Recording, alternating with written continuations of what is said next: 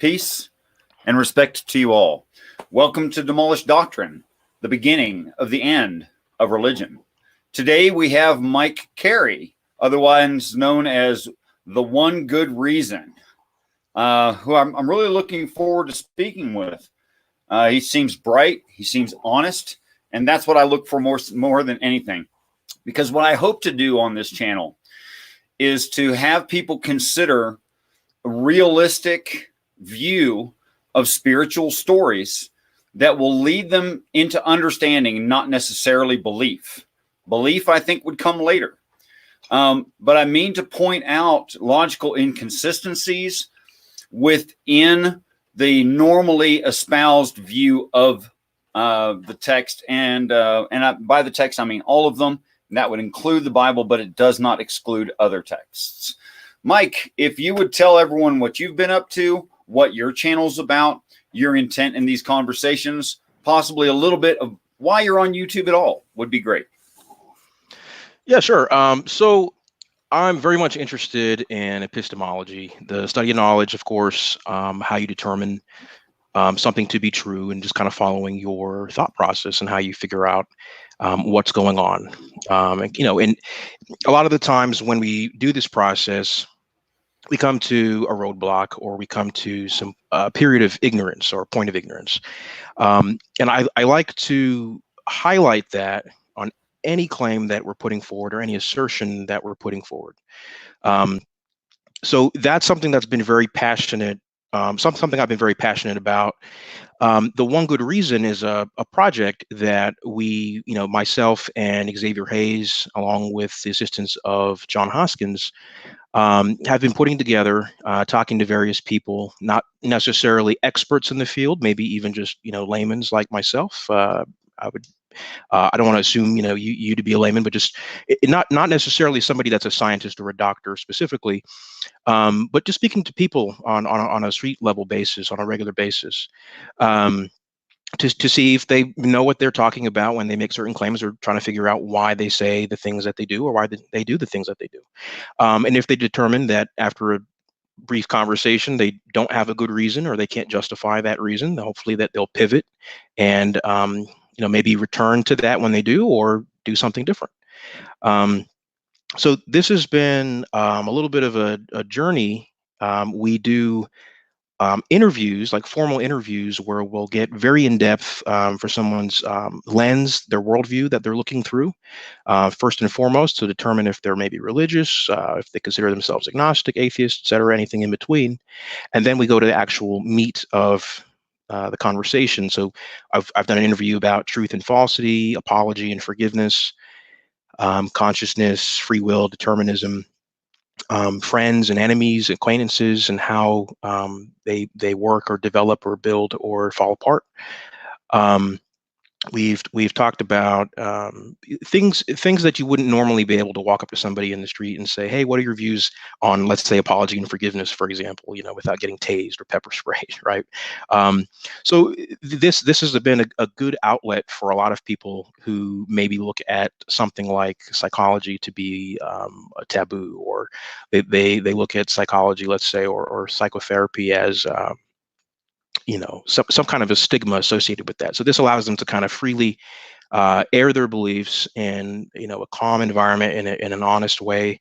And there is some challenge a little bit to some of the information that they're putting out, but it's really more of a free flow to kind of gather what it's like to be human in their shoes. The live talks that we do are way more laid back and kind of just freestyle.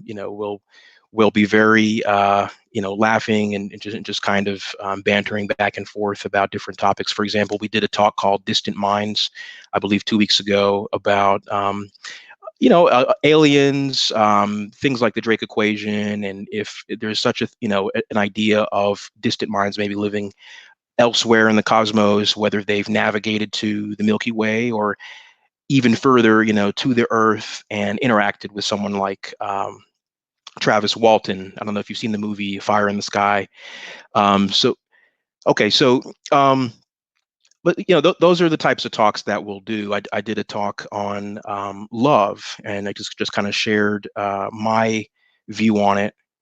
where I just basically said that love is intermittent, for example. Just talking on the demonstration portion of it, where if you want to demonstrate, for example, that you loved someone, you would have to physically do something, whether that's writing something down or saying something, and you're not going to do this all the time. You're not going to be hugging your wife, for example, while she's taking a dump, or driving to work, or these type of things. So there are these gaps that we highlight that there's an absence of love, and that's why you miss someone. And that's why you want another experience with that person. So it's not very a popular view, but these are the type of topics that we'll get into. And that's basically what we're doing.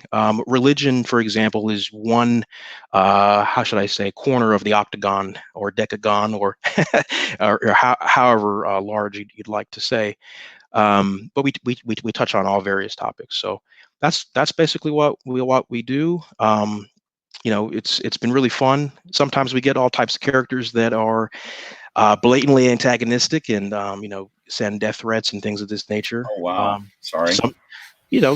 Sometimes we get people that say, "Hey, I didn't know what I was getting into here. I was a little hesitant in watching some of your videos, but this particular video was good for me. I wasn't really a fan maybe of the other ones, but this particular topic, I think you hit it right on the nose. So, we appreciate that, etc." So that's basically the one good reason in a nutshell. Just for clarity for the audience, I think some of what you said may have lent to, and I'm going to name a few things, and if you'd address each of them, I'd appreciate it. It seemed that this is like a variant of like a Bogosian sort of an approach in conversation, but I would ask you what you think of that. I would also ask what you think of well, I'd also ask you to describe a little bit the Drake equation. I guess the other thing didn't really matter that much. Oh, well, okay. I'll answer in the order received.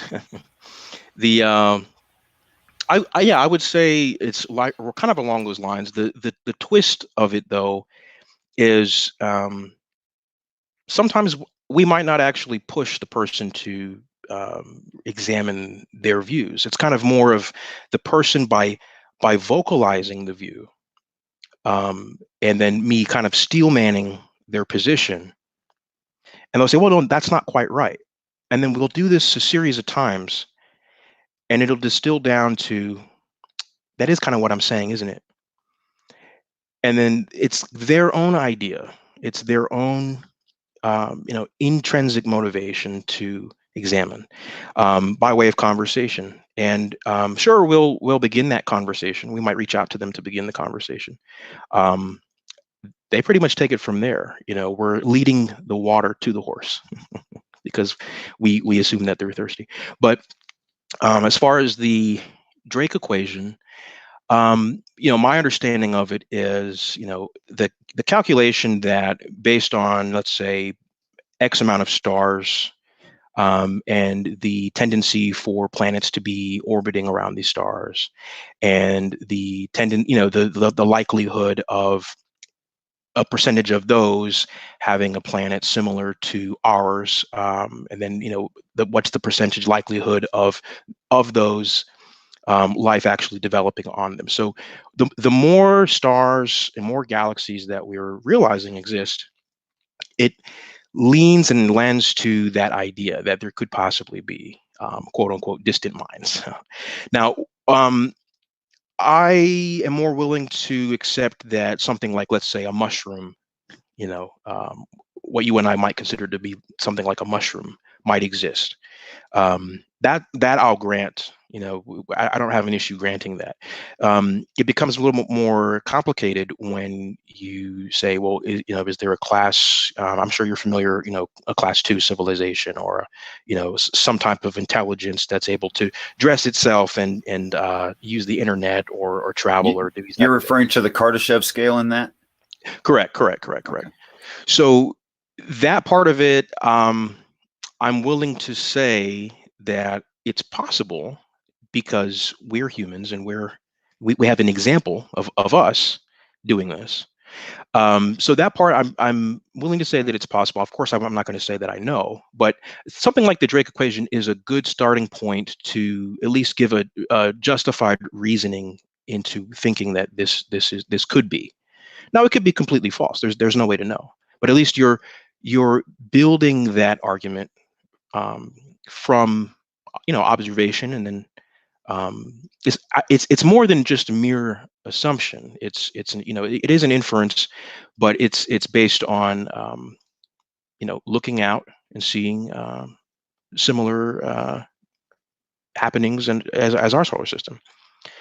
Did I answer your question?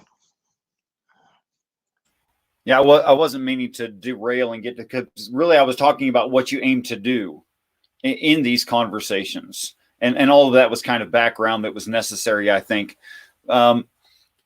There are different schools of thought in people's motivation and why they would even have a YouTube channel, collective or singular, and what they hope it would do, if you would speak something to that. What I hope it would do, my vision, my colleagues might vary, but me personally, I'm hoping that in these discussions, if the outcome is letting go of unjustified beliefs, that if they're able to recognize the pattern within themselves to avoid jumping to conclusions, for example, because, of course, beliefs influence your actions, and then your actions, of course, have consequences. So, for example, I saw a video of Kenneth Copeland recently. I don't know if if you're a fan of Kenneth Copeland or not, but me personally, I saw a video of him dipping his hand into a bowl of water, I believe. Maybe it was hand sanitizer, but he basically holds his hand up to the screen, and he's chanting some well-wishing of people that are diagnosed with coronavirus, or just even to coronavirus itself, asking it to leave the earth alone, and these type of things. I know. So, but the issue is that that's fine if you want to believe that clouds are made out of marshmallow, that's fine. That's a benign belief. If you're becoming an enemy of reason, where you're enticing other people to partake in behavior that could be detrimental to their health or to the safety of others, I have a problem with that. And if I were to be able to talk to Kenneth Copeland, we would go through an epistemological process to see if his model is sound. And I would wager, we would find out that it's not. There's no evidence to suggest that his wet hand touching the TV screen benefited any human being in regards to coronavirus. Those people that are credulous to his preachings, could very well go out into the public feeling that they're healed. And I don't know if you have any underlying conditions. I don't expect you to put that out there, but you could be personally affected by this. Now, even if 1% of the, let's say, 1 million people that's watching his show actually think this, and they're in the vast minority, there's a potential to exponentially influence the majority. And it all stems down to the epistemology of Kenneth Copeland. So again, what I hope to take away from these discussions is kind of reflecting on, how did I even get to this? How did I even start saying this? What influences guided me to this train of thought, or this type of thinking? Right. And then giving you the tools to teach yourself, stop yourself. Things like logical fallacies, for example, are good tools to use when having conversation. Catching yourself in logical fallacies. I've studied a lot of logical fallacies, and I still catch myself all the time. Or my friends catch me too. They're, "Hey, Mike, you just committed a fallacy. You got to start again, or you got to stop." So that's basically what I hope to take away from these conversations. I would think, and correct me if you don't agree, I would think that if we had 100% of society worldwide who was capable of doing these things, in introspect and in logic, really self-examining, I would think the eventual result of that would be a better world altogether, with societal standards that make better sense and greater prosperity in humankind on the planet. Yeah. Ideally, right, if everyone was aware of their cognitive biases and logical fallacy traps that our minds tend to gravitate towards, yeah, that would be great. It's I guess it remains to be seen what the downsides to that would be, if any. I can't think of any off the top of my head. Essentially, I rarely use this word, but essentially, if everyone was perfect, or we'll say operating to maximum efficiency with their their arguments and their investigations and the way that they determine what's true, it could damper some of the drama that because how would a movie be, right? It would there you wouldn't be able to have fiction or there's I guess there would be some kind of takeaways there. I mean, we would have to just agree that at this time we're going to let logic go. We're going to make sounds in Star Wars movies in outer space. I think we're already doing that, aren't we? When we go to a sci-fi movie, we've let go of reality. We've accepted the premise, right, as part of even entering into the theater, so that we can become involved in the drama that cannot exist in several cases, can exist in others. But I think we're already functionally able to do that. But yeah, what I was saying is it couldn't 100% be, you know what I mean, like nobody committing fallacies or using cognitive dissonance and things of this nature, because we have to like you said, there would be a period we would allow this for movies or books or what have you, drawings, art. Yeah, I think there's definitely a difference between our creative side and our practical side, and we have to be able to exercise both. But I think both in expression and acceptance of what is real. I think both are necessary. After all, if we had no imagination, it'd be very, very difficult to have any kind of intuition. And although the word intuition is left out of the scientific method, there's no doubt it's part of it. Because there has to be something to inspire you to say, why is it doing that? So I think and develop some kind of a hypothesis doesn't just crawl out of nowhere. Correct. You have an intuition about the hypothesis. That's the first step, and that's because of observations and experience and such like that. So I think our imagination is certainly a part of how we move forward. Now, I'm not saying that everything that's in our imagination is going to be verified as true. I'm not saying that at all. Okay. I was like, wait a minute. Okay.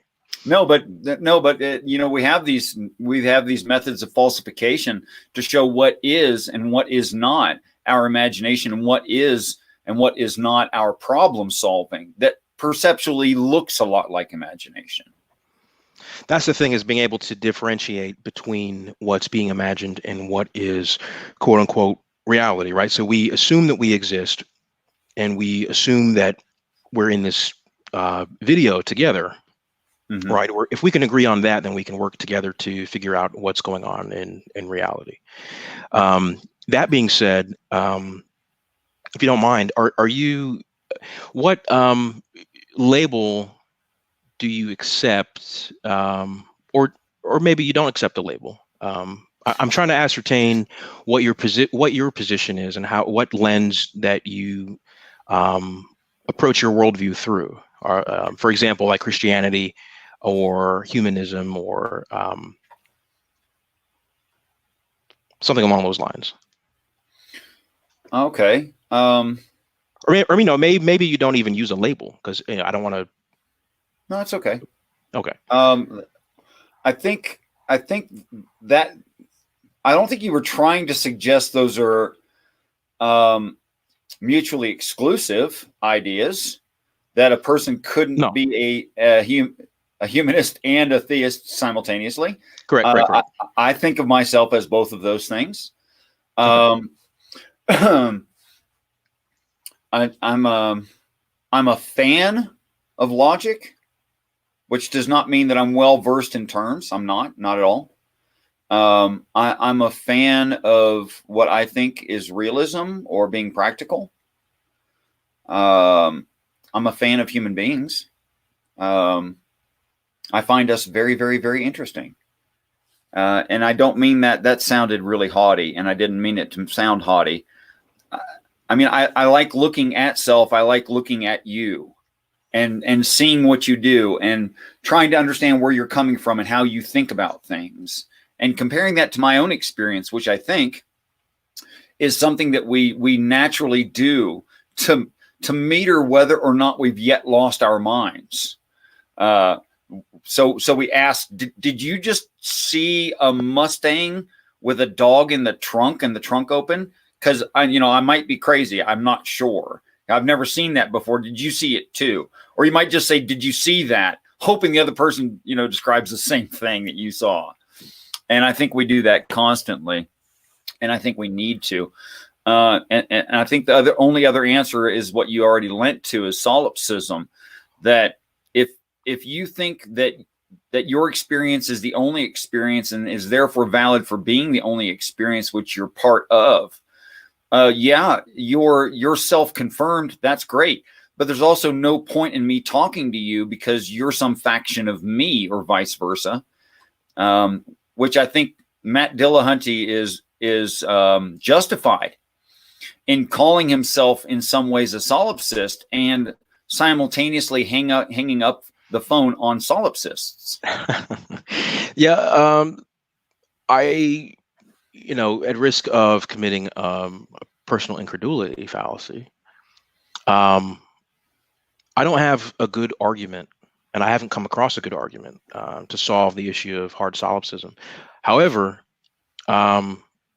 I assume that I exist. I admit that, and I understand that people get hit by cars, for example, if they cross the street and they're not paying attention, and this is something that could affect me.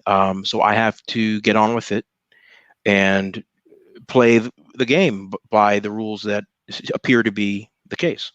Mm-hmm. But sure, as you mentioned, Matt Dillahunty, I believe he said something like he could be a brain in the vat or whatever. The Matrix, or data on a PlayStation game, right, or something like this. I have no way to determine. I have no way, but I assume I exist, and I carry on from there. The Christianity portion that you embrace, is there a specific denomination of that, or is it more of the best that it has to offer you take on, and go forward with that, and chuck the things that would conflict with humanism, for example, like Exodus 21? Or well, first I would have to say that through no fault of your own, and you haven't been exposed necessarily, I'd assume you haven't been exposed to everything that I'm espousing. But because I'm in a nation of a European descent people prominently, then I end up talking about the Bible. Okay. Now that's not the same as I think other expressions are invalid. I do not. So I don't think of myself as King James onlyist, Bible thumping, everybody else is wrong, prejudice guy. I'm just not. Okay. Which is not me trying to degrade you in any way, because that would be, in most of these conversations, a safe assumption. However, it's just not factually correct. Okay.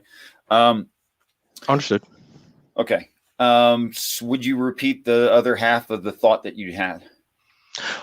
So just the idea was, hey, I'm going to read through this Bible, and I'm coming to, let's say I'm coming to the Bible for the first time.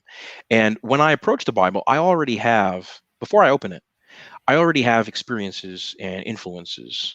Of course. Right. So I'm bringing my, I don't want to say baggage. I'm bringing my experiences and influences stored in my brain Sure. to the book.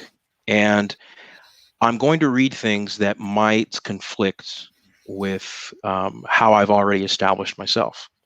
Now, Sure. that may be for the better. That may be for the worse.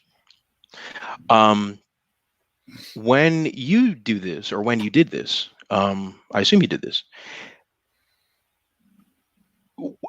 Are you reading? Because you're embracing something like humanism, a very short checklist of describing well-being, and your freedom to swing your fist ends at the tip of someone else's nose, etc. And that's where it stops. Okay, right. So when you're approaching the Bible, are you taking on board things that align with the underlying humanism? Or are you adjusting your humanism to, for lack of a better phrase, adjusting your humanism to calibrating your humanism to meet the? It was very tactful. I congratulate you. That was beautiful in its own way. No, I find the idea of amusing. I think that would require a certain amount of cognitive dissonance and biases that were motivating that. And I think people are able to do it, to compartmentalize different ideas and keep them separate. I like to test myself for those kinds of things that I might be guilty of. Okay. And you also simultaneously in the formation of your question revealed to me that you're very familiar with a Christian community or a Christian family, and you're fairly well familiar with how Christians look at the text. That's not necessarily how I'm looking at it, though. Okay. And I would give you a for instance.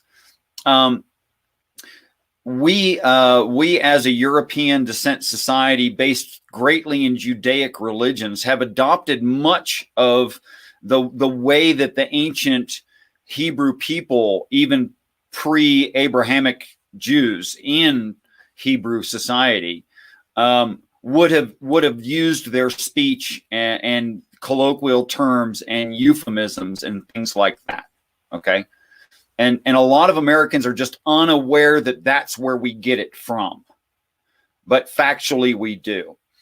For instance, if I said to you, I watched the and yes, I'm old and outdated and I'm not pop culture recent at all. So you'll forgive me which names I use. But if I said I watched the Super Bowl and the Cowboys slaughtered the Steelers, you do not get a picture in your mind of ambulances arriving on them, medical blood, that's not the picture that you get. And you shouldn't, because I didn't mean it that way. But if you took it absolutely literally as the Christian reading does, as the Judaic reading does, then you get heads chopped off and stuff like that. Now that's not necessarily the way the writing was intended. And I would give an example. Oh, if I could interject just right there. I agree that I have a personal tendency to assume that your usage of words are similar to my usage. We all do. But, of course, words don't have any intrinsic meaning. Words like duck, hip, cool, bat. There's, without me giving the context, there's no way to ascertain what it is that I mean. Sure. And without being able to actually ask the author what they meant, it becomes difficult to, you can probably make fair assumptions by reading the full sentence in the context, but of course there's still going to be some ambiguity as to, for example, not to tangent too much, and I want you to give your other part here.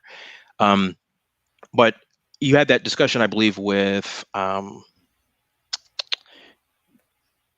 atheist. Okay. Empathetic atheist yesterday, and you I forget what you guys were talking about, but it came up with the whole Luke 19:27, and the word slay, for example, and of course I put the two definitions in there, one being to kill something, we'll call it, violently. And then the other definition commonly used is to impress or amuse.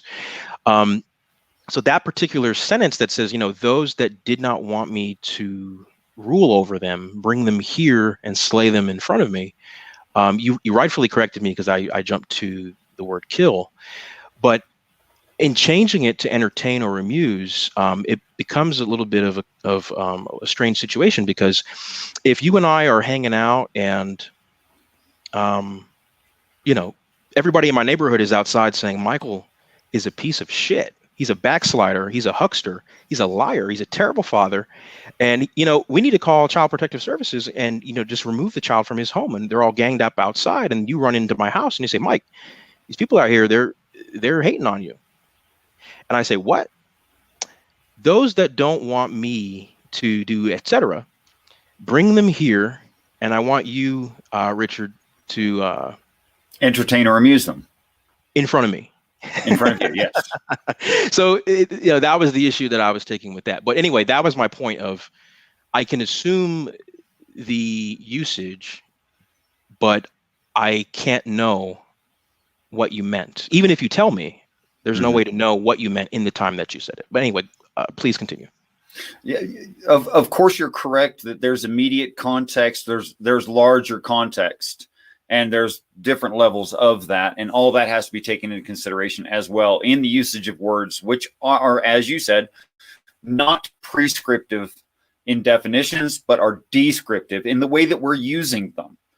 And I mean, literally, one of the uses of the word slaughter, it shows up in the English as slaughter, is literally to clap or surprise someone by clapping.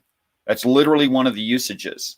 So surprise them in front of me. Bring them here and surprise. Those that didn't want me to rule over them, bring them here and surprise them in front of me.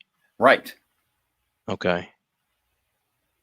Yes, which would be talking about changing the immediate situation to change how the other person that's being brought in front is experiencing it. I think I think that's the part where I would diverge. I would say I don't know the intent of the word. I have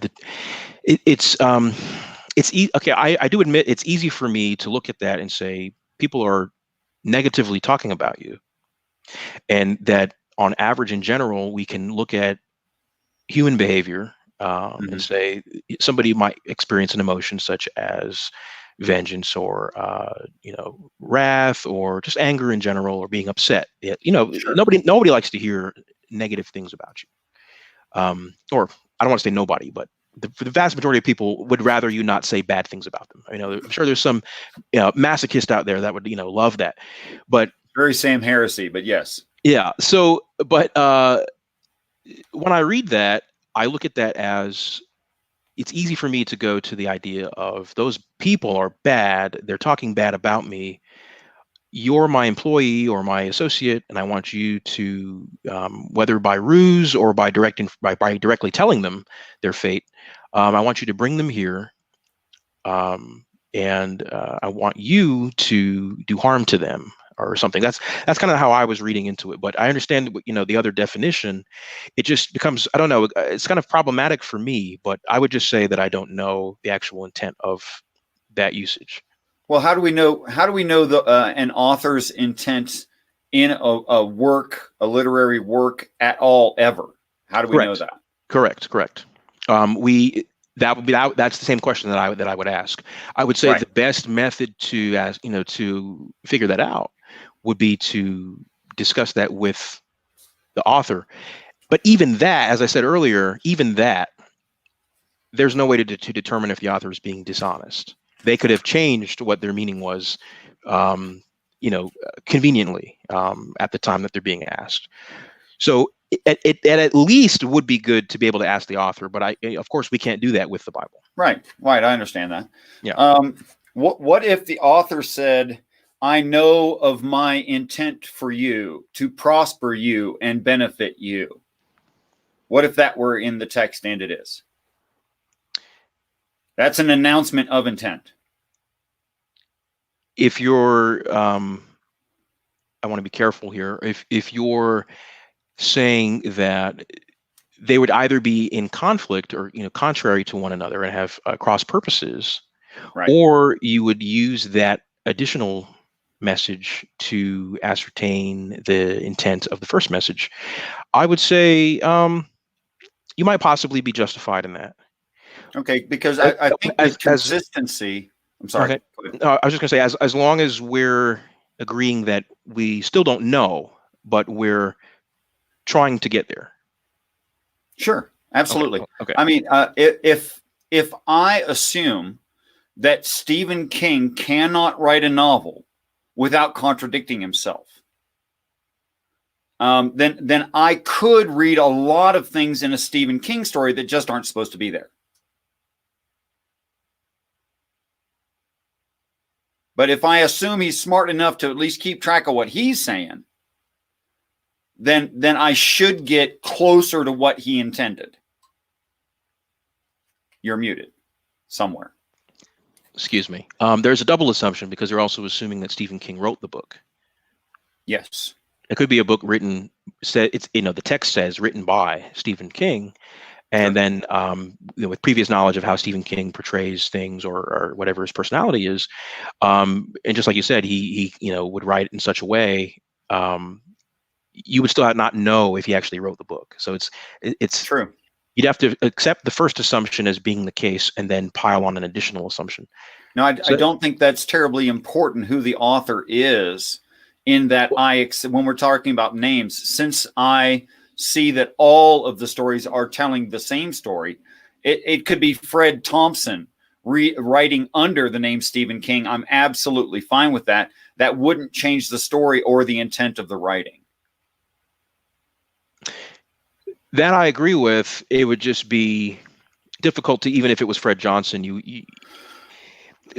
I agree. The author itself, it would not be important unless you're approaching the author with preconceived notions of how they would express themselves. You're right, and that's a huge Christian mistake. Yeah. That they think they already know how to read it before they start reading it. That's a logical error, I think. Yes. So it's a cognitive bias. It's a cognitive bias. It's based in presuppositions that you can't justify. Okay.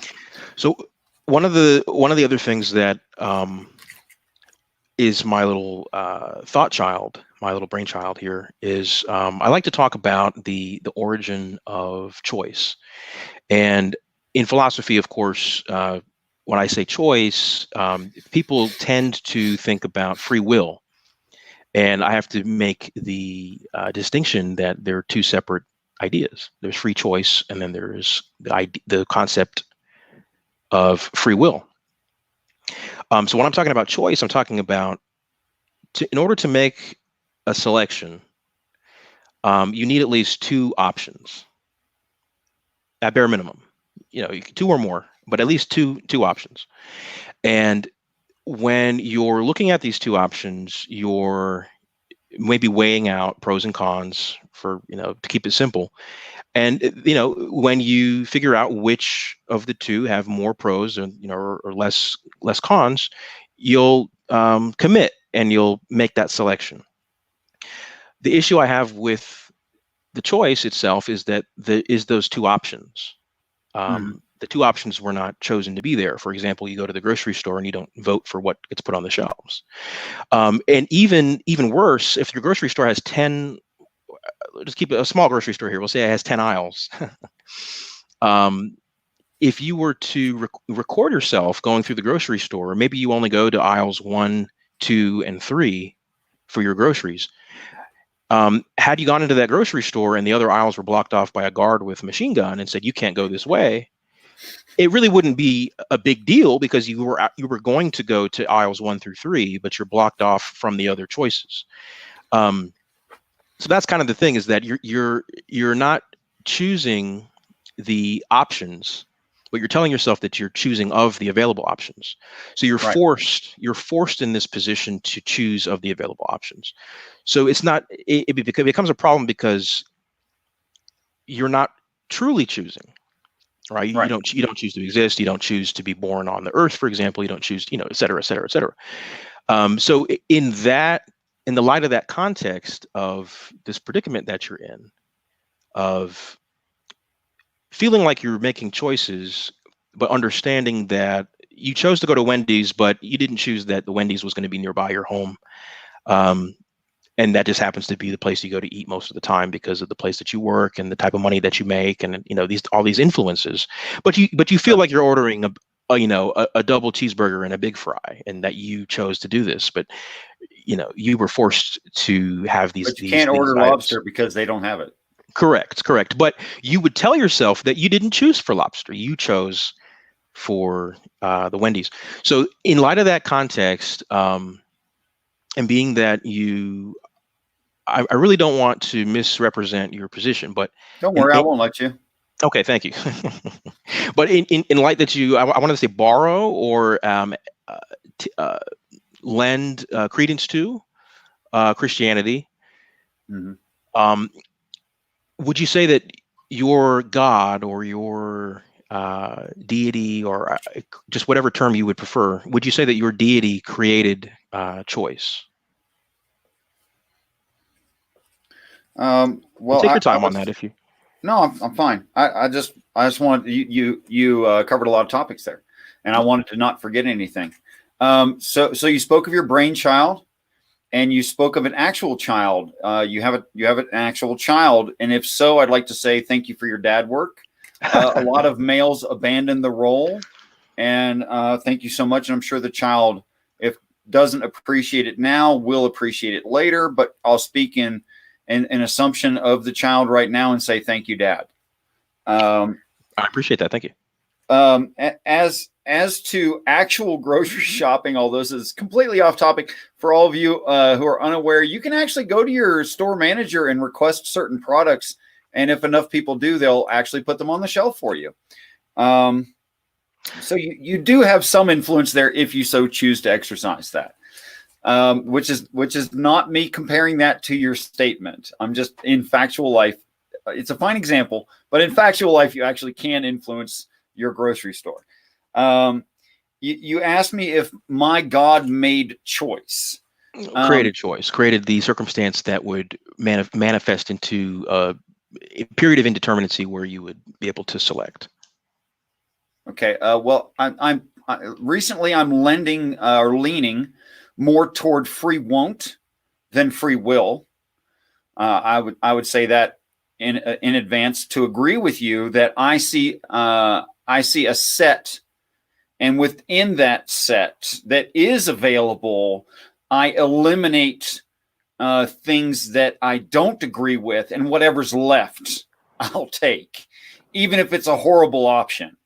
Okay. I'll take it because that's what's left. It's the least offensive to me personally, and what I think is real or moral or however I'm judging the set by, if that seems fair.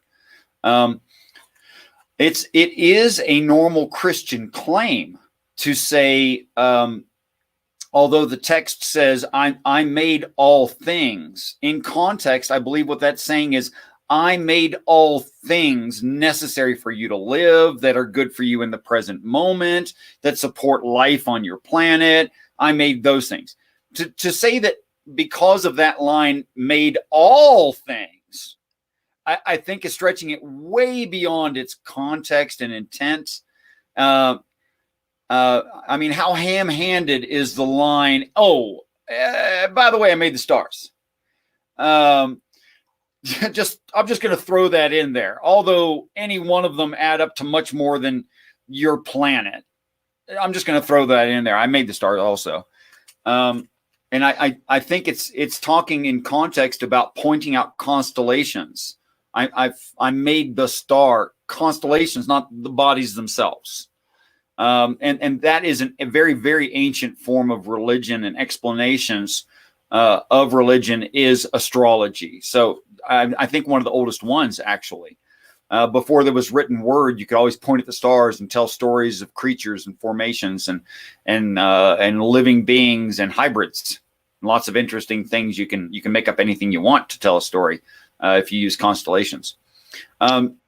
So like morality, I don't think that any God makes choice.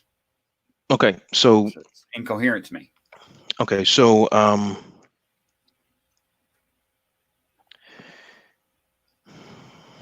when that verse says all things, right? Choice can be used as a noun, of course, right? And a noun, of course, is a person, place, or a thing.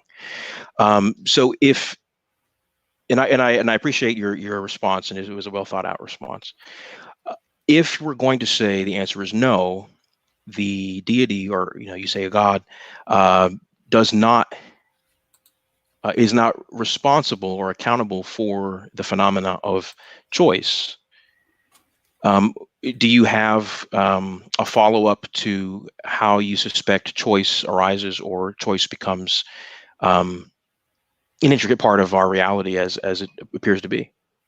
I suppose choice, matter of personal taste, how you feel about any given subject, what you find offensive or agreeable, and you select from what's available. Though, as you said, don't get to decide ultimately what is available. You do not have all choices in all situations, or Correct. You don't have all options in all situations to make your choice from. I guess I should say it that way.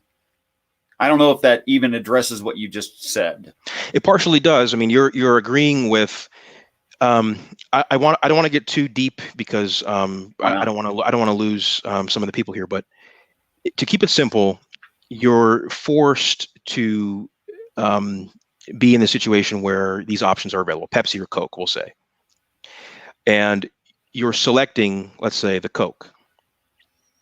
The ability to make that determination, you're saying, of course, you have the opportunity to clarify or change or pivot or however.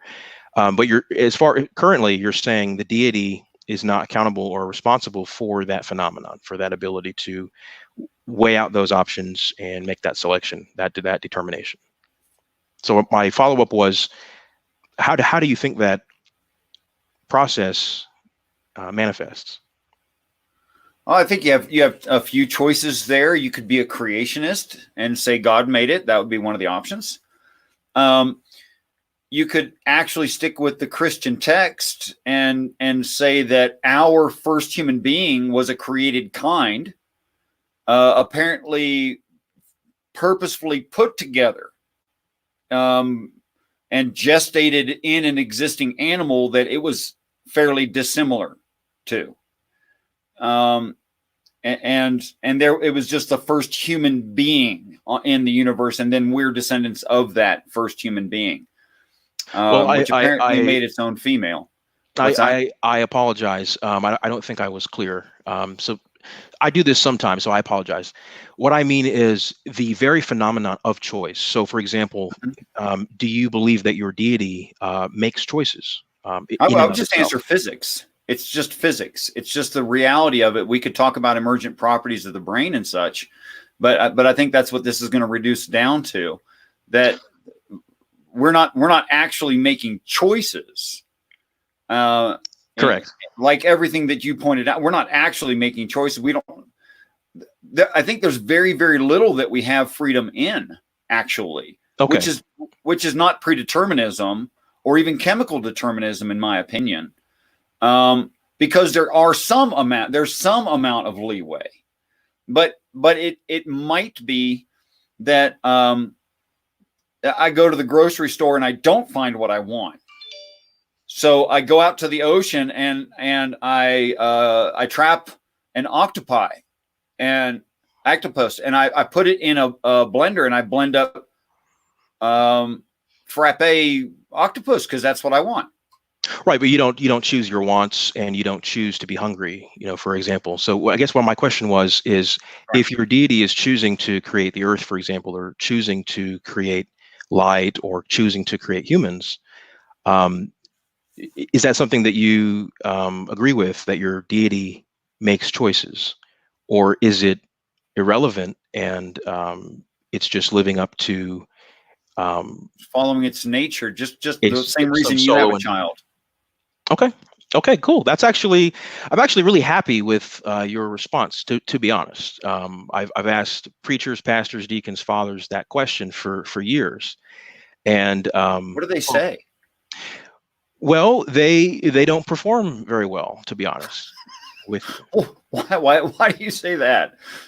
Well, I'm actually riding the high right now, the wave of your response. I actually really appreciate your response because um, to say that the deity is, it doesn't have those two options, right? It has the one solo endeavor. So by definition, choice is not involved. Yeah, it's not a choice. Correct. So, but the takeaway from that, the language can then be changed. Hopefully you would agree that it's being forced to carry out by, its own abilities, for example, its omniscience or et cetera. But a lot of people, I want to say 99.99%, you would be the 0.01% that I've come across. And again, I'm really taken aback here by your response. Most of them would say, yes, my deity did create choice. And then I would ask them, my follow-up question was going to be, had you gone that route, did it choose to? And this is what I'm beating on his face. That's a really good point, actually. And I love that. That's great. This is my little brainchild. But your answer was honest. And so I'm going to send you a nickel every time I use that because it's yours. Okay. So you don't even know. I'm actually really, really happy about your response. So I actually thought this was going to go a very different way, but regardless, I have to say, Mike, I'm just strictly following what the text has to say about the situation. And if that's the case, I'm happy that we're in agreement. As far as I can tell, we are in the perception that we're making choices, but the reality is that a lot of it is set in front of us, set up for us ahead of time. We're riding on the shoulders of giants in such a way. Like if you have an emotional need to be around others like you and have interaction, and possibly that's all chemically influenced, then you don't have a choice about it. And in the second recollection in the Christian text and the Old Testament as well, the Judaic texts, in the second recollection of Adam and Eve, that's the first human being talking about self and calling himself Adam, that which can turn red in the face or blush, okay, as a specific kind of animal, and that I think it's actually talking about, and incidentally, it turns out that to get stem cells from a human being, a rib there's a plentiful amount in the rib to take stem cells from. And although we've not done it with humans yet, we have taken material only from a male and made a female of that same species with it. Now, we haven't done it with humans yet because moral problems and blah, blah, blah, blah, blah. But ethical questions. But we know that it's possible to do. And so the way I see the story is, what's that? I was actually ignorant to that. And if I could just say really quick, be mindful, I believe is how you say it, was letting me know that I'm not the first person to say that. And and that might very well be true. 7.8 billion people on the planet. I just know that I wasn't, as far as I know, influenced by somebody else saying that. That's something that I thought of on my own. But there's pyramids all over the world, right? Pyramids all over the world. Right. That is true. That is true. Okay, so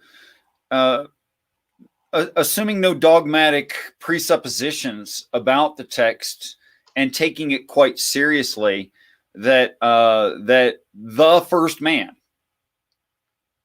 is called Adam, but the first man is God. So it's talking about self, and there's lots of supporting evidence for that. Yeah. What's the next thing that comes to mind following what we just went through? Well, one view could be, we were just talking about the origin of choice, and if you're crediting that to a deity, not you. We already established that. We're on the same page. Right. But I'm saying in the outcomes of those conversations, if they credit their deity with creating choice, of course it becomes a problem. Just like I said, with the did they choose to? And then the other issue that I tend to kind of correlate with that is the issue of omniscience. Mhm. And my understanding of omniscience is knowing everything. Sure. And when I say knowing everything, I mean even its own actions. So with omniscience, if you're going to know your own actions, or maybe I should clarify, some people would say that, I think you even talked about this on the previous talk that you had with Empathetic Atheist, where there's the idea of a deity existing outside of time or something like this, right? And being eternal, etc. So I've come across that too. So that type of a deity is the majority of the believers. The majority of believers accept that type of a deity, something existing outside of time and being eternal, etc. And then they also agree with omniscience, knowing everything, including its own actions. So the issue I came across with that back to that Coke and Pepsi, I would say, if you're going to know your future and you know what you're going to do ahead of time, for example, you know that when you're presented with the opportunity, you're going to drink the Coke. If you get to that position and you say, well, even though I know I was going to drink the Coke, I still have the option, I'm going to drink Pepsi, then you really didn't know your future. So you have to do it. You have to do the thing that you know you were going to do. Now, the only way you could get out of that is you could say, well, God could just, change his mind. He could just change his future. But in order to do that, and I'll say this part slow, the deity would have to know that it was going to change what it knew it would know before it knew it would know it, which is ridiculous. Because, yes, of course it is. So then I come across a small minority who says, well, the omniscience isn't really knowing everything. It's knowing all of the possible outcomes. So the follow-up to that is, okay, so if I get to a stop sign, I could go left, right, or straight, or put it in park. He says, right. It knows all the options that you could take. And I said, okay, great. So when I'm in park and it doesn't know what I'm going to do or how long I'm going to stay there, there's this infinite period of ignorance. And if every human stood still, then your deity would be ignorant for however long as we were able to maintain that. So there is these issues with the omniscience and choice. They don't like to think of it like that because it would boil down to, and I hate to say it like this, but just to be frank, it boils down to saying that your deity you're basically worshiping determinism. And of course they don't like that because it makes them feel like they're robots or et cetera. And then they say, okay, well, if everything's determined, what do you say about people in jail? How can we blame these people for raping that child if it's determined and can they be accountable for their actions? We can say yes, because we were determined to lock them up. We were determined to identify them as having faulty brains that don't mesh with the society that we live in and separating them from the general population. Because they're a danger to others. Exactly. Yes. So that's because they're guilty, but in the strictest sense, they're guilty of being themselves. That's just not acceptable in society. Right. And you're hilarious, man. and that might not be the best thing to do is locking them up. But that's the best way we've come up with thus far. And sure. If we could give them a pill or pass a tricorder over them and fix them, we would just do that. Right. And it's identifying that it's not like a car dealership. You're not going to the dealership and selecting the brain that you want. You're not saying, give me the one with OCD, or give me the one with the pedophilia tendencies. Right? You're right. You're not doing that. So I don't like to use the word blame, but we can follow the breadcrumbs and say this outcome came from John Smith. These reasons, yeah. Right, and just like determinism it appears to be the case, in my opinion. Everything's susceptible to influence and experience. So the counseling, even if that was determined, it might also be determined that there would be a positive outcome from that. So I don't look at it as a big scary thing. You can say that makes you a robot or however you want to say, but the reality is, I mean, robot or not, whether you're on strings or not, you're still going to love your wife. You're going to drink your booze. You're going to smoke your smokes, and you're going to carry on. I think the ultimate answer here to your question is two kids went to a playground, and one said, "Mine's in the Navy. My dad's in the Navy," and the other one said, well, my dad's in the Marines." And the other one said, well, my dad's over top of Marines in the Navy, all of them. And it just keeps getting worse like that. And we've gotten to the point where religious people are proclaiming things that aren't plausible in reality and are self-defeating within the, they're self-defeating. So, I mean, they can make those kinds of claims. That's okay, but they're not logically possible. So I don't see any reason to adopt them into my belief system based on just that. More than that, there's no necessity in the text for it. Yes. My view on what's possible and what's not is always based on a previous experience. Sure. I don't like to infer what's possible unless there's a previous experience. So if you come up to a basketball and you've never seen one before and you don't know about basketballs, you don't know if you can pick it up, for example. You don't know if it bounces. You don't know if it's possible that it can be thrown or et cetera. I hear that saying, "Oh, anything's possible," and I cringe. It's no. I mean, I can say that statement is wrong. Whether or not anything's possible, I mean, I don't know. But that statement is an assertion, and you have no justification for that. Is it possible for me to eat my own head? I mean, I can use it, a quick example like that, but then we might have an equivocation on the word eat, right? So, but yeah, so that's how I feel about what's possible and what's not. I think I was doing a little research on you. Not to worry, but I was doing a little research on you, and did I find out correctly? You used to be an anti-theist. Is that how you would label yourself? Yeah, about 30 years. Yeah. And I don't want to assume. I think I have a good idea, but if you could kind of elaborate on what that meant and when you were using the term. When I say anti-theist, I mean I was making a positive claim there can be no gods. Okay.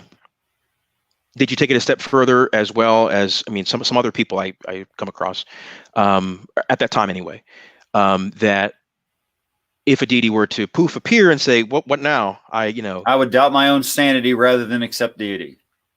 Okay. I typically come across the anti-theist to say if they were to appear, they would, of course, accept that it exists, but they would want to conspire to avoid it or kill it or stop it from trying to control them if they could. They oh my gosh, why would they want it? Well, they would be. There's so many against assumptions in that. I'm sorry, it's very disturbing. Yeah, the idea was, we don't accept that belief. Oh, here it is. Okay, we accept it, but if you're anything like what we think, we don't want you to, be our manager or our supervisor or, Here's the total problem that I have with the entirety of the idea that is proposed within that in assumptions. Mm-hmm. Okay, let's say that you were aware of this person who was just extremely biased about a topic. Say the topic is math. Okay. Let's say, just for instance, they said math is useless. Math does us no good in reality. I don't like math. And you say to them, you go to them and you say, I have learned that you are an extremely biased person. Uh-huh. And what you're most biased about is the usefulness of math. Because I understand that, I want you to tutor my child in math. This is retarded. So how about this? How about we don't ask Christians about the Christian text? How about we stop that? Is okay. I am following what you're saying, but of course I have to process that. So, I mean, are you? why would their opinion that you know is extremely biased be acceptable to you or anyone else? I have no idea. Well, hold on. I can't say that I know their opinion is going to be biased. That remains to be I seen. think So, it's safe to it, say it, that. and it might be, but for me, I can't say that I know, and I think there'll be I different don't want levels to. of bias, but usually when we have these conversations, we're talking about the most extreme groups. It's like judging all of Islam by a small group of Shia. I don't know why you'd do that. Right, that's a fallacy of They're, composition. they're the most obvious ones. They're the ones you're familiar with. They're the ones that make the news. I get that. Okay. Is it the entirety of the group? No, but it's what we talk about. So yeah, there's Christians who like take rattlesnakes and starve them almost to death to where they don't even want to strike anything. Then they pass them around in church. You know, I'm not doing that. I'm not participating. I don't recommend it. I think it's a bad idea. So I don't think it's a good idea to judge something based on the most biased opinion about the topic. So I don't see any I reason understand to your believe Christians about the Bible. I understand your caution about that, and I really do. I really do. And I like to be Okay. a little bit generous. I like to be a little bit generous and give them the opportunity to, and you might be right. I might get into 2 minutes of conversation with them, and then red flags are popping up, and this person has these confirmation biases. Sure. They're relying on fallacies, and they might even pull the faith card eventually, et cetera, to justify That's their the value position. of these conversations. Absolutely. But I have had a modicum of success in I don't want to say deconverting because I don't think I take any part in that aside from having the conversation. But I have had a modicum of success with people letting go of even if it's just letting go of one finger of what they used to think. Um, it's giving them an opportunity to, as I said in the beginning of this, kind of find it for themselves after constant steel manning and distilling down their position. Because if I were to assume that they were all biased and they were just going to, be self-righteous and et cetera, then the conversation wouldn't exist, and we would still have issues such as the Kenneth Copeland situation and things of that nature. So I approach it optimistically, and I don't want to I'm assume not that as forgiving as you are. there was a time, but that seems to have been the most progress that I've been able to make, the most beneficial, the best thing that I can do approaching the conversation is assuming that they're not going to have a bias. Mm-hmm. Because then ultimately I would be the one bigoted or biased. Sure. Well, not necessarily. No, I think, or at least what I make effort to do, and I respect what you're doing. I really do. That's no joke. And I can see that approach being effective in some cases. But what I'll do is I'll do things like it's sorry, being mindful. I appreciate that. Thank you. You put wind in my sails. Thank you. I would say that when Christians start saying things like, I understand the text, which the text claims they don't, I'll go to something super, super fundamental that's been argued and is they're well aware of. And I'll say, okay, let me give you an example of why you don't understand it at all, even on the most fundamental, simplest issues. In a conversation I had last night, the gentleman was claiming that he understood the text fully and that I don't. Okay. And I said, is it true in the Bible, at least in internal critique, that God actively participates in reality, especially with human beings? And he had to reply yes, because the text says he does. All right. And if you disagree with that, you're a deist. You're not a theist. Wait. I think I agree with you. There are such things as false facts, and I think that's what you're getting to because you said the word true. But false facts, Spider-Man climbs on walls, right? So that's a false fact. It's within the context of the comic. Yes, he fights supervillains and he climbs walls. That's quote unquote true. If you're using it in that context, then please continue. Yes, I am. It's an internal critique kind of thing. Okay. If that's fair. Okay, and then I'll ask them if working negates resting. And I think that one's easy for most folks. But within the text, if God works with man and working negates resting, then God has not been in his Sabbath at all. There's been no Sabbath. So even on something as simple as when is the Sabbath, they don't understand something that's super fundamental, which is obviously spelled out in their own text.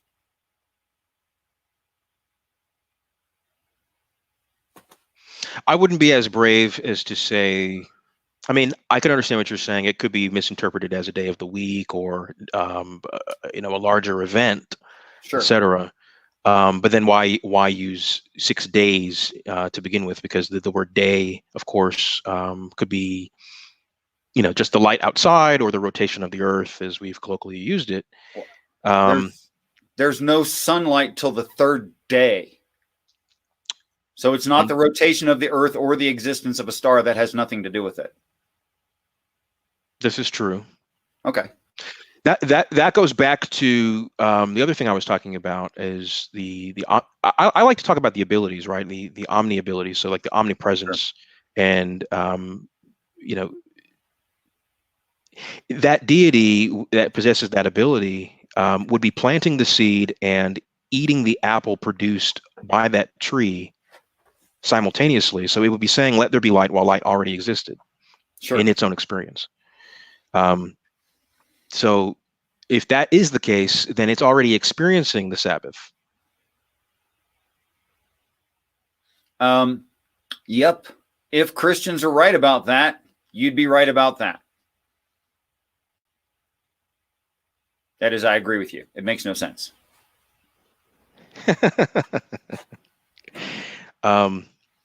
And that's basically what we do at the One Good Reason. We say if this is what we're agreeing to, these abilities from the onset, and then we see where that goes. And if it becomes inconvenient or you feel a little bit squeamish about where this is going, then we just ask that you pivot or at least pause and reevaluate.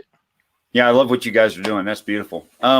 As to omnipresence, omni whatever, there are suggestions of that sort of thing within the text.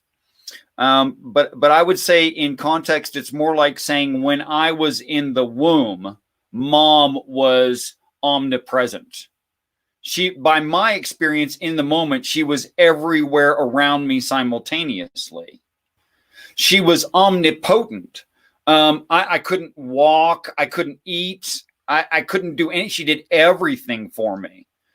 She disposed of waste after providing food. Like literally, she was everything to me. I couldn't, other than maybe some muffled sounds and some pink light, I couldn't experience anything besides mom. I just couldn't. It wasn't even possible. So mom was omnipresent. Mom was omnipotent. Mom was omniscient to me, in my experience. These sorts of things. So as that applies to deity, if my experience is as I walk through time, space in life, and I come to Lincoln Street, is God on Lincoln Street? Well, no. Is he on Washington then? Well, no, he's not on Washington. He's on Washington because I'm on Washington. He came there with me. He's not constantly on Washington. And I think that's where Christians get confused in the context of what the text itself is saying. It's your experience of omnipresence. God's not in a rock. Right. The deity would not be living in my, anus or something like this, or, Right. That's, yeah. The example that you used, I like it and dislike it simultaneously, so it's a little bit strange. But Let's pick it apart. well, the pros, you could look at it like, assuming that we exist, right? Our reality is we're in this, embryonic stage inside of the deity, you could say, or something like this, and it's life support for us, etc. And you can't point to the deity because, of course, you're inside of your placenta, etc. Something like that. But the other thing, as far as the omnipotence, etc., and controlling everything, I mean, the issue I took with that is, of course, the baby can kick and twist and roll around and things like this, and the mother would have control over those type of things. So it might not be the best example, but I see what you meant by it, and I think I understand what you meant by it. I meant it fairly loosely without a lot of qualifiers.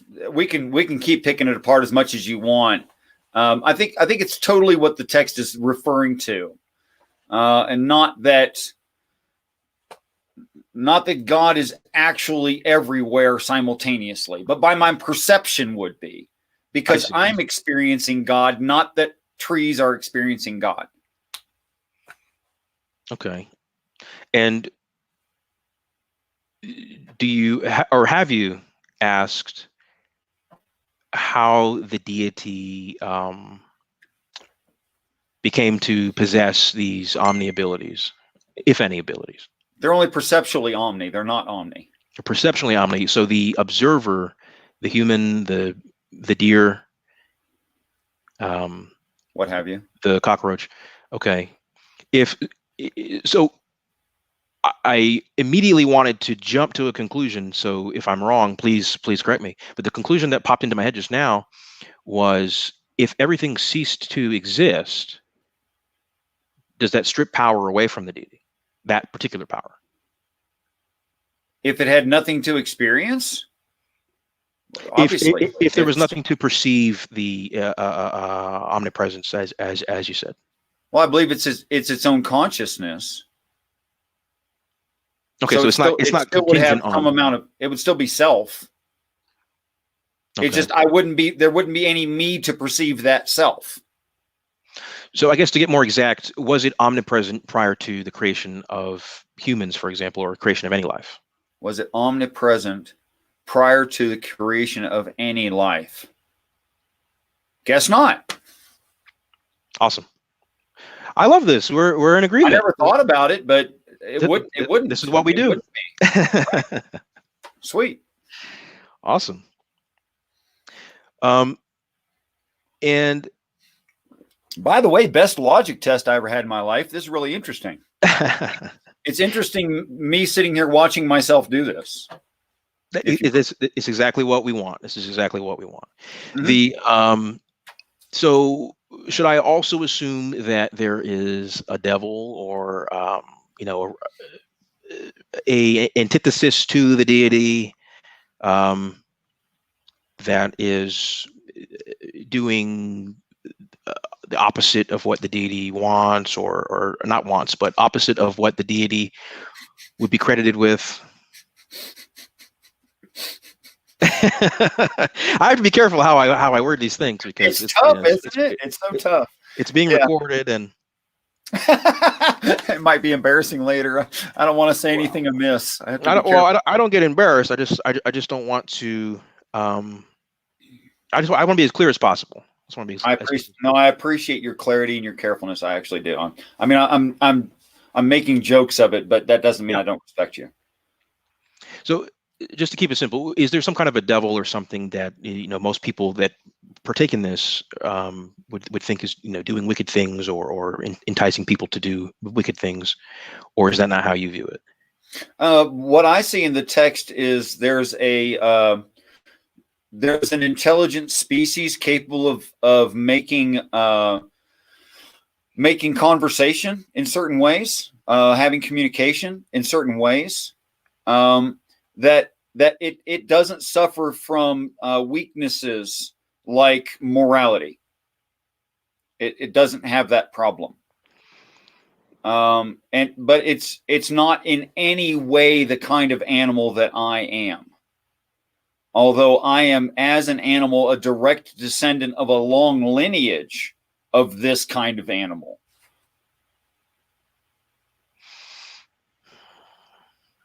So does it have intent to, does it have a propensity to cause what you and I would call harm, or well, what would something without morals consider harm? well, if it's without moral, are you saying it's amoral? It is amoral. Like, okay, because me breathing, right, isn't immoral or moral. It's Right. amoral, right? So are you saying it's akin to being amoral, the devil? It wouldn't be unfair to compare it to. No, you don't need all that. I think that what's being described is an highly advanced technologically and intelligent, which is how it got advanced, and likely developed that technology themselves. Species of animal that's naturally occurring, that simply wants to benefit its own kind and doesn't have an issue with taking from us to do it because we're not its kind. Just like I eat beef or something, or right. I eat a tomato. You can't choose your wants. The wants generate like a lotto ball popping up, and you react to the idea or the urges or impulses. So then I don't know if you would call the devil a deity or Technically, yes, it would be a god. Yeah. Okay, so do you think that the deity, the devil, we'll just call it, has a purpose, an intended purpose when it was created? Okay, and what do you? And that whoa, I didn't know you were going to finish the sentence that way. I retract. Okay. You said when it was created. I said it's the result of an evolutionary process. Okay. So it took. Okay, I stand corrected. So it amounted to the position that it's in, and was it being omniscient, the other deity, it being omniscient, it would know the end result of that process, correct? So God would know. God omniscient doesn't make God actual omniscient. That's the first problem with that. Okay. It's only perceptually omniscient to me compared to me. That's not omniscience. Is it omniscient? Is it omniscient to the devil? It's omniscient. You mean like aware of, or do you mean fully in full knowledge of everything, considering that kind of animal? The latter, what you said. I don't think our God prays to Satan, and because of that would be ignorant of certain things. Although with enough experience over time and seeing enough evidence, I think you could create, like we do, you could create a pretty accurate picture of something without ever like talking to it.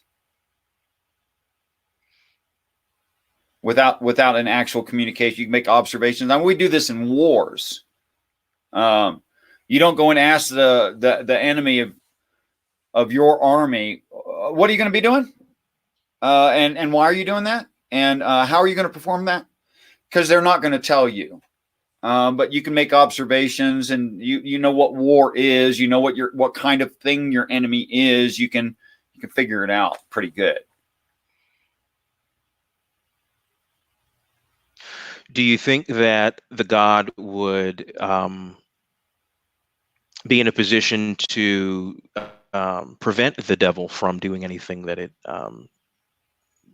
wouldn't want to happen? Some cases yes, some cases no. So in the cases no, would we assume that, for example, that case no, that the small child was raped by multiple men at the same time, that was an alignment, if I'm correctly rephrasing what you said, is that rape of that child in alignment with what the God wanted, because it is allowing it to You take mean my place? God? There's other gods. Right. The God we've been talking about, right? Okay. So the rape Is happens. it in alignment with? Yeah, it would be in alignment with the overall intent and purpose of us living on this planet at all ever. It would be in alignment with that. Yes. So that child that's maybe ignorantly praying to the deity to stop the rape is not aware that this is in alignment with what the deity wants, which is why the devil was allowed to. I would say that's the Instigate. case with most prayer, or possibly all of it. I mean, I think the only prayer reasonable to recite, to make, the only prayer that would be reasonable is what I personally do when I hear an ambulance, for instance. And I think, ambulance I associate with emergency situations. And I would only pray that the person who's in that emergency situation take away from that whatever that they can that will grow them as a human being. Like, I don't pray for their safety. I don't pray for their life. I don't pray for their health. I think all of that's misguided and selfish. It's all an outcome that they would prefer. Well, yeah, but why is it that my preferences about a situation are objectively correct? Oh, I totally agree with you. I always say prayer is like asking a movie director to change the ending of a newly released movie for you. So Luke Skywalker keeps his hand and he flies away in a Dodge Hellcat. Right. That would work well within normal Christian doctrine. What you just said, it doesn't work very well for me though. Right. Because I'm not making the assumptions that they're making. Correct. Okay, fair. All right. Like, I don't assume the intent of God is my preferences. Good. That is, I don't make God me. And taking that view, I think, is a good approach. I mean, I think views like that, I would say views like that would be needed for something like slavery, for example, to be abolished. That the case that these other humans, let's say, are the property of other humans, and there might be something akin to that in the Bible.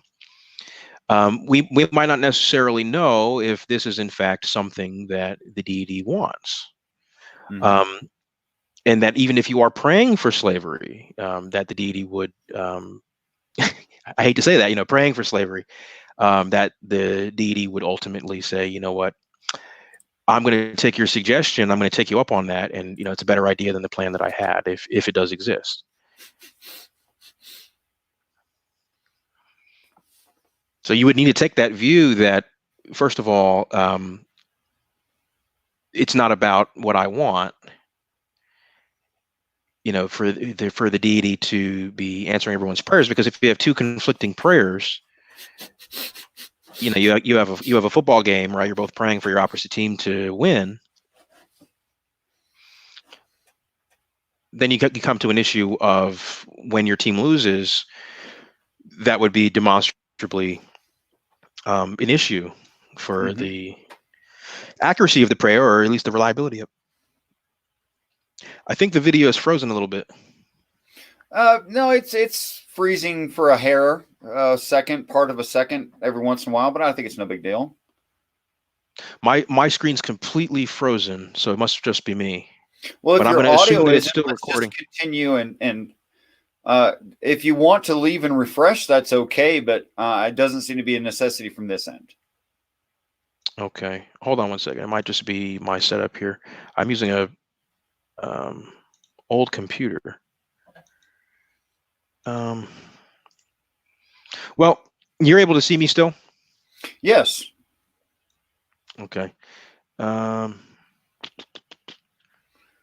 Would you? There we go. Comfortable? Okay. Okay. Well, maybe I spoke too soon. Nope. Yep. We are good again. I don't know what happened. I guess maybe there's a little update. On the recording end, the broadcasting end of it, you're showing up just fine, although there's been some light changes, some coloration of light changes. That's yeah, it's we're going to set the mood. We're going to set the mood. So speaking of light, I think I heard you say that light existed prior to the stars in your most recent talk. Is that correct? I think there's a plausible justification for the order in which Genesis happens. Yes. And that was via nebulas or something to that effect? Energy transfer through existing matter, causing it to ionize, that is, emit photons.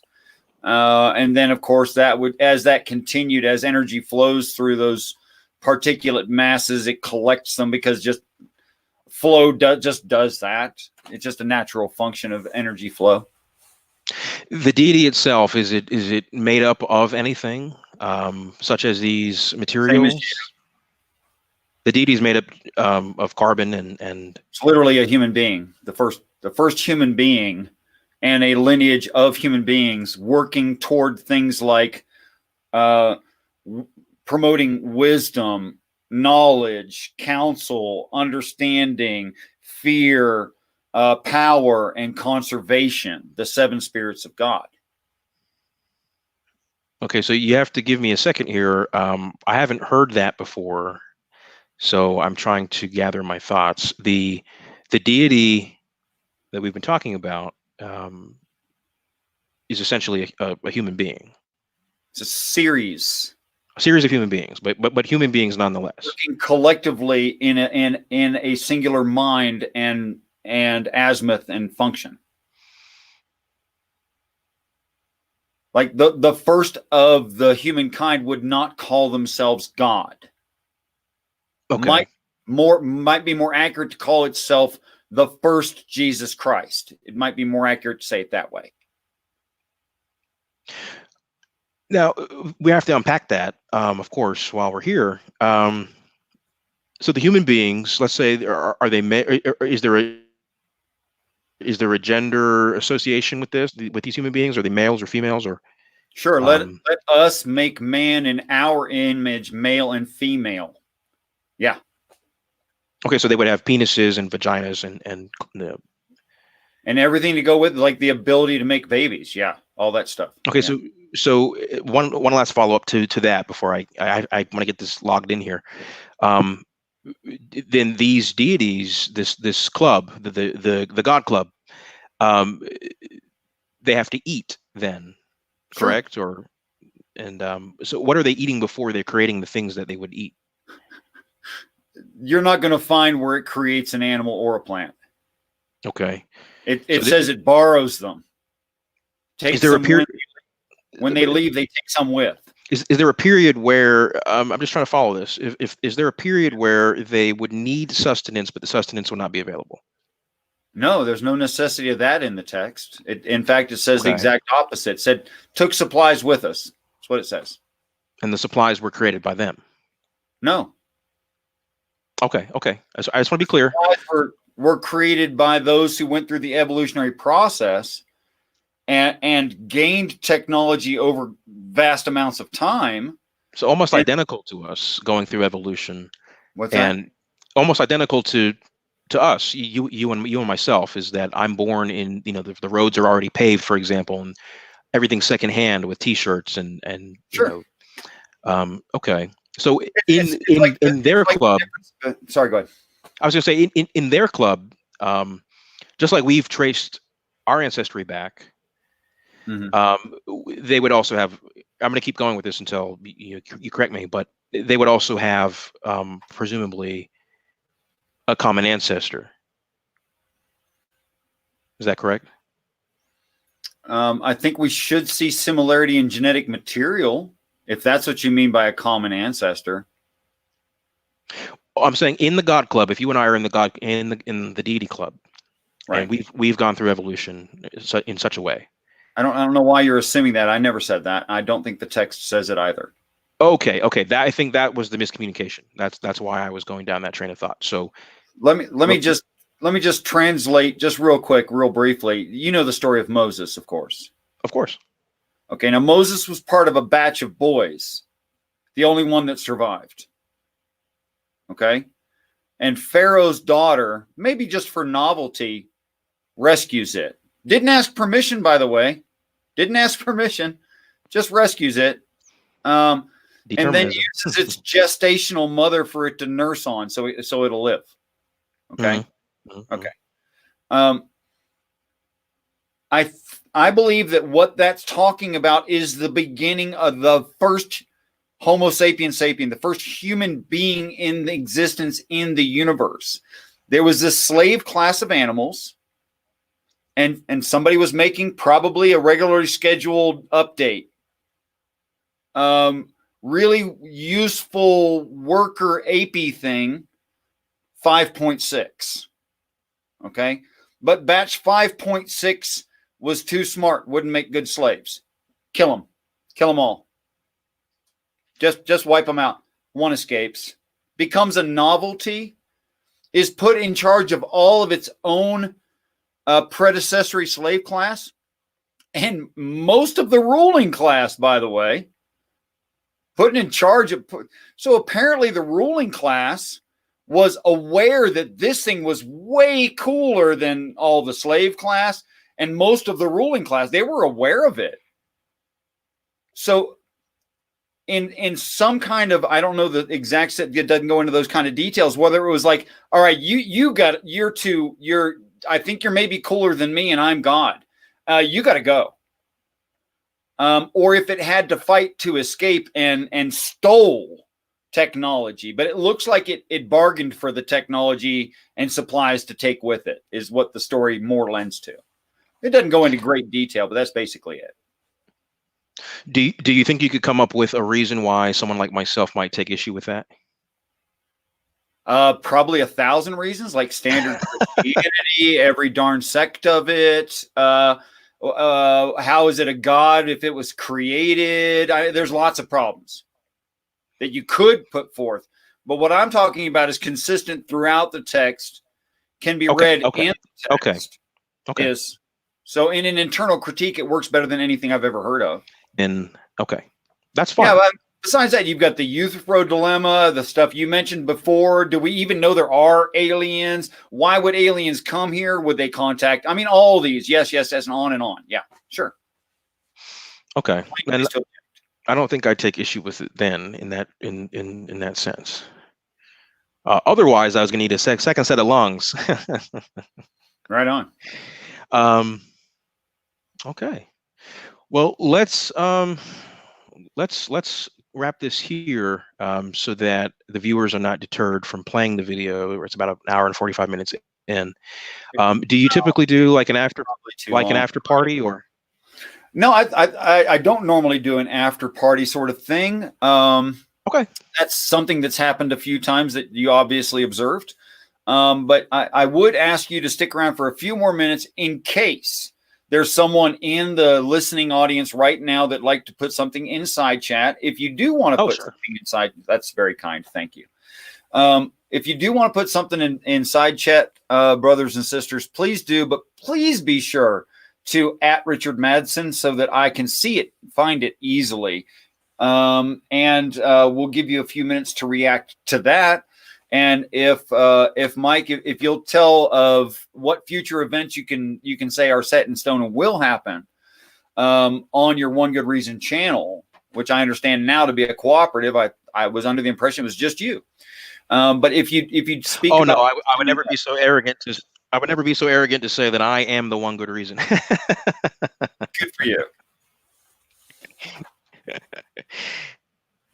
As far as future events, I'm going to be visiting the Empathetic Atheist show. Some of you, the viewers, might be familiar with that. Or you can do a quick Google search or even on YouTube. It's the Empathetic Atheist show. I'll be on that tomorrow at 9 p.m. So that's 9 p.m. Eastern Standard Time. I'll also be on the Daily Atheist Morning Show on the 15th of this month, 9 a.m. Eastern Standard Time. And I should be on Neil the 604 Atheist show sometime in July, just because of scheduling conflicts. As far as what the One Good Reason is going to be doing, I'm getting a lot of pressure to talk about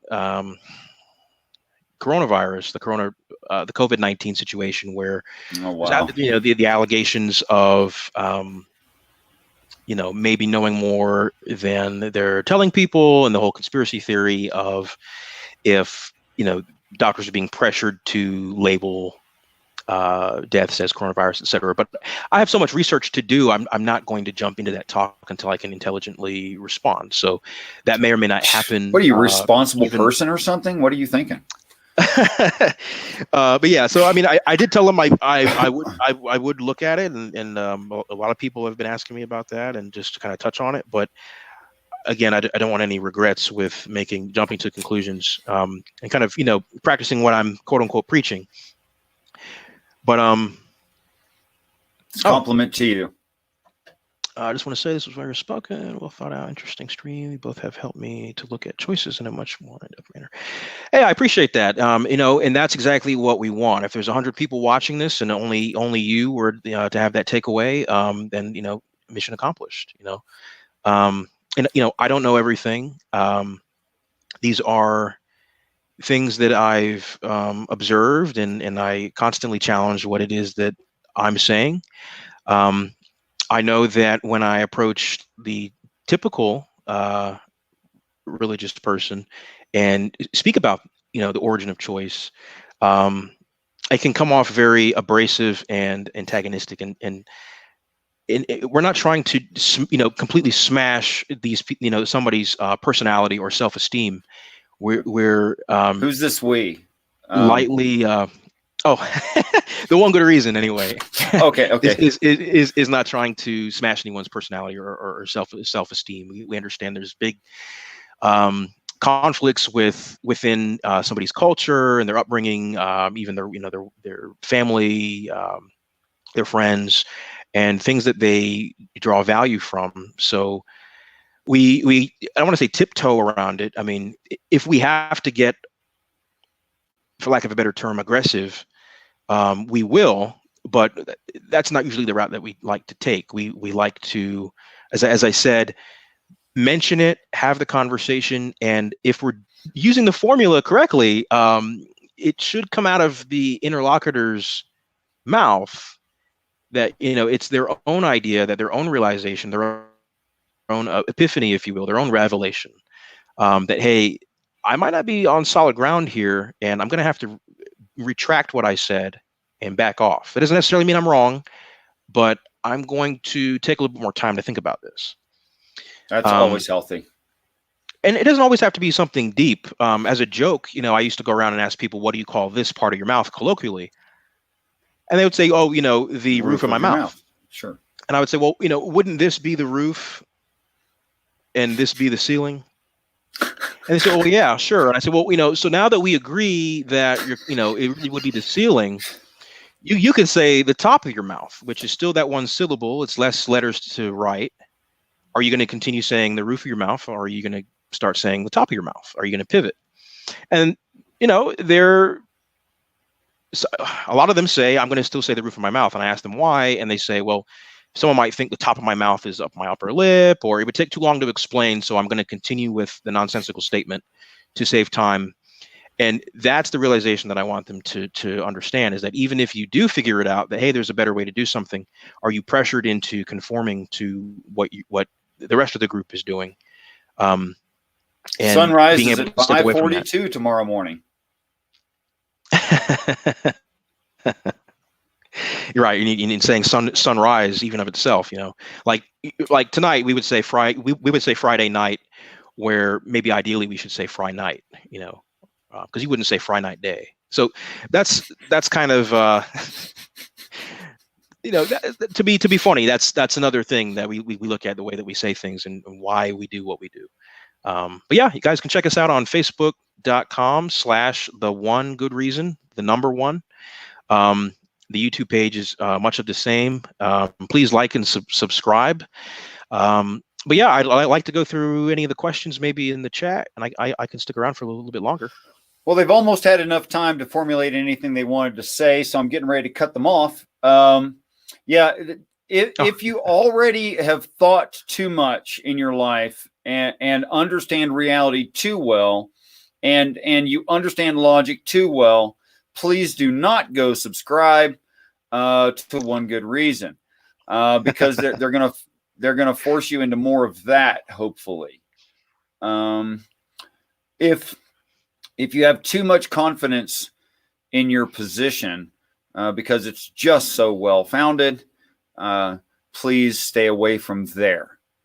That would be great. Mike, thank you so much. Great conversation. It looks like people in the side chat really enjoyed you, and I'm forever indebted to you. I thank you very, very much.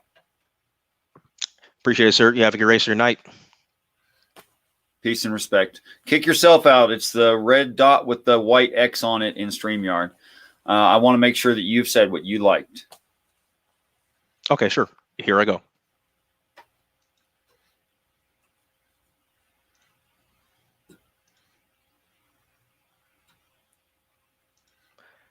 All right, guys. Any second now, it's going to work. Thanks again, Mike.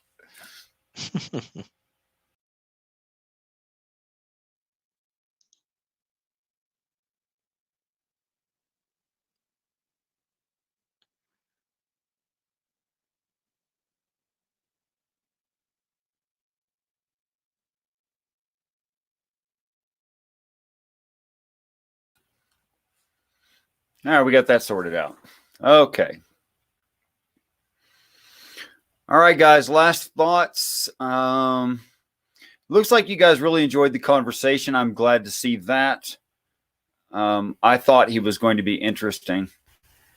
And what little I'd seen of him seemed intelligent, logical. So hope you guys enjoyed it. As we wrap it up, I want to say thank you in attendance for being mindful. Inquisitive Quandary. Believe I saw Wild Heart earlier, Doc Fearsome, and several others. I am complimented and graced in your presence. Thank you so much for that. Peace and respect to you all. Have a good night. And I want you to know that I truly do look forward to the day that we're all great friends.